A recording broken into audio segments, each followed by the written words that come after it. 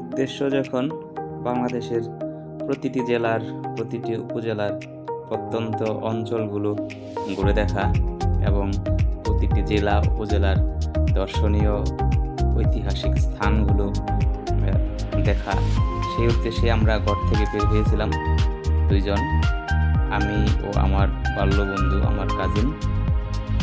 আমরা প্রথম যাত্রা শুরু করেছিলাম বাংলাবান্ধার 0 পয়েন্ট থেকে এবং আমাদের যাত্রা শেষ টেকনাফ।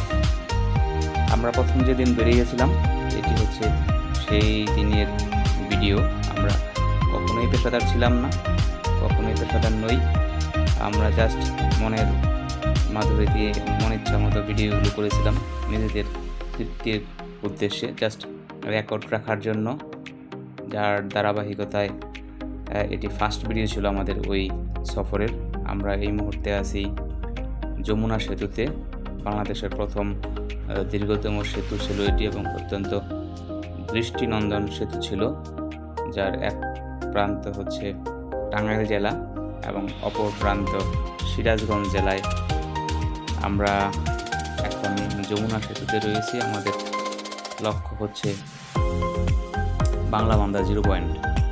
কিন্তু আমরা পথিমধ্যে আমাদের গন্তব্য চেঞ্জ করি। আমরা চিন্তা করেছি আমরা লালমনিরহাট ছোট্ট একটা ব্রেক দেব, তারপর বাংলাবান্ধা।